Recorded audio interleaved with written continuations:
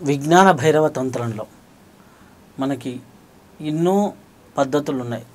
పరమాత్మ ఆ యొక్క పరమశివుడు 112 పద్ధతులు చెప్పిన పార్వతీమాతకి చెప్పిన వాటిల్లో శ్వాసతో చెప్పిన పద్ధతులే ఇంత ప్రాముఖ్యత చెందడానికి కారణం ఏంటి?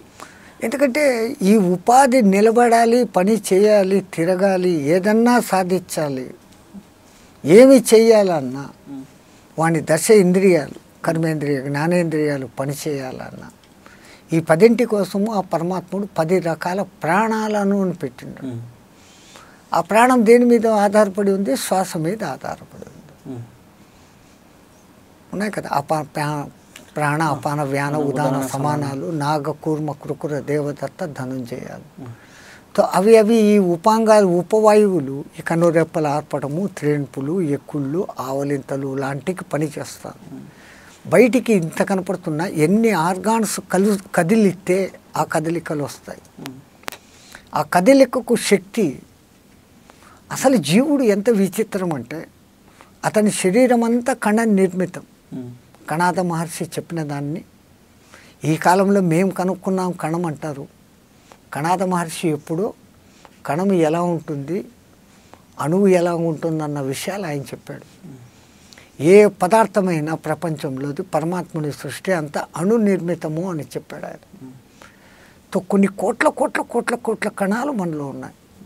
దాదాపు 1.5 కిలో మెదడులో 10,000 కోట్ల న్యూరాన్స్ ఉంటాయి.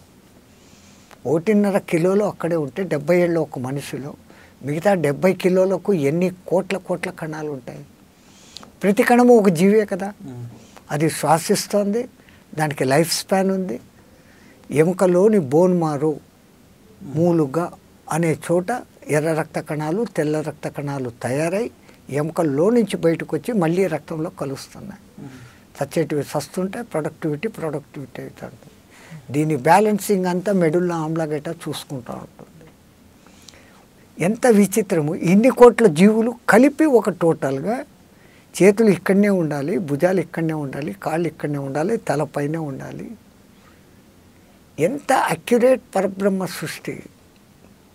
మరి వీటన్నిటికీ కావలసిన ఆక్సిజన్ అని చెప్పబడే పదార్థం ఈ శ్వాస ద్వారానే జరుగుతుంది. చెవుల ద్వారా జరగదు, కళ్ళతో నవరంధ్రాలు ఉన్నప్పటికీ ఇక్కడి నుంచి మాత్రమే జరుగుతుంది. ఈ 2 రంధ్రాలు అంత ప్రాముఖ్యం. అందుకని మొదట్లోనే చెప్పాను, 30 సెకండ్లు సాధారణ మానవుడు మూసేసుకుంటే జై శ్రీరామ్ అయిపోతాడు. మనుగడకు అంత సృష్టిలోని ప్రతి జీవి మనుగడకు ప్రాణి ఉంది అంటే ఆ ప్రాణికి ప్రాణం పోస్తున్నది వాయువు.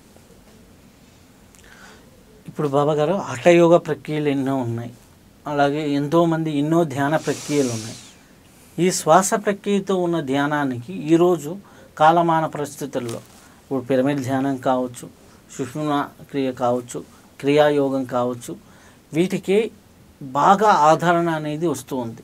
ఇప్పుడు హఠయోగంలో ద్వారా చేసే యోగాలు ఉన్నాయి, లేకపోతే కొన్ని పద్ధతుల ద్వారా చేసే ఉన్నాయి.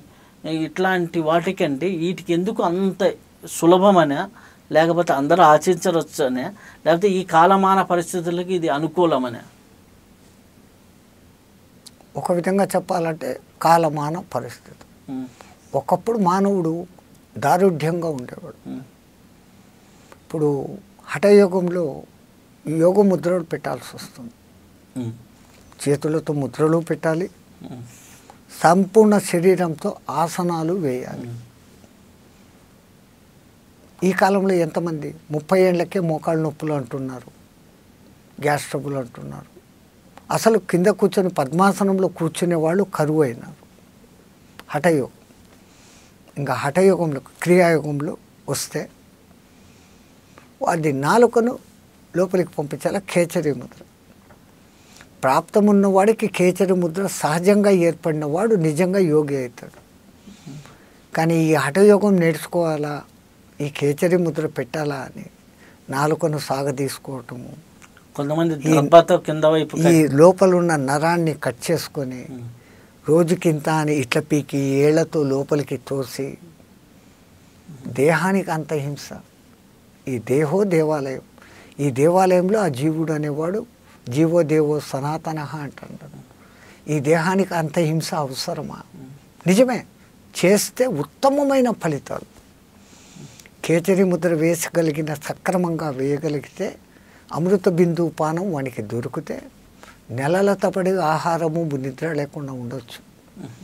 విశ్వామిత్రుడు రామచంద్రుల వారికి చెప్పిన విద్యలు ఉన్నాయి కదా, బల అతి బల, ఆ రెండు ఇతనికి సిద్ధిస్తాయి. తద్వారా తను ఇంకా యోగం బాగా చేయగలడు. ధ్యానంలో కూర్చొని సమాధి స్థితిలోకి పోగలడు. తన సంకల్పంతో నిర్వికల్ప సమాధి, సవికల్ప సమాధి రెండిట్లో కూడా తాను ప్రావీణ్యం సంపాదించవచ్చు. అది జరిగినప్పుడు యక్ష కిన్నర కింపురుషుల లాంటి వాళ్ళతో అనుసంధానమవుతాం. మొదట్లో ఇంకా పోను పోను స్టేజులు పెరుగుతాయి. ఎట్లాగైతే ఆనందం గురించి అంతస్తులు చెప్తారు కదా, ఒక మనుష్యానందం ఇంత, గంధర్వానందం ఇంత, దైవానందం, బ్రహ్మానందం. ఒక మంచి ఆరోగ్యకరమైన మానవుడు 30 ఏళ్ళ మంచి వయస్సులో ఉండి అనుకూలమైన అందమైన భార్య, మాట వినే కొడుకులు, ధనాగారం నిండుగా, ధాన్యాగారం నిండుగా, చెప్పిన మాట వినే సేవకులు, కావలసినంత భూమి అన్నీ ఉన్నవాడు పొందే ఆనందం మానవ ఆనందం. ఇన్ని ఉండి దీనికి నూరింతలు మానవ గంధర్వ ఆనందం, దానికి నూరింతలు గంధర్వ ఆనందం, దానికి నూరింతలు దేవత ఆనందం, దానికి నూరింతలు ఇంద్ర ఆనందం, దానికి నూరింతలు బృహస్పతి ఆనందం, బృహస్పతి ఆనందానికి 1000 ఇంతలు బ్రహ్మానందం. దీన్ని బట్టి ఈ క్యాలిక్యులేషన్తో ఆ బ్రహ్మానంద స్థితి ఎంతది అనేది తెలుసుకోవచ్చు. అది మళ్ళీ ఎక్కడో ఉందా? ఆనందమయ కోశమని మన చుట్టూ మనల్ని ఆవరించుకున్నది 5వ పెద్ద పొర. ఈ ఆరా వాళ్ళు ఫోటోలు తీస్తే మన ఈ జీవుడు 5 పొరలతో కనపడతాడు. ఆ 5వది ఆనందకర ఇది అంటారు. అన్నమయ, ప్రాణమయ, మనోమయ, విజ్ఞానమయ, ఆనందమయ.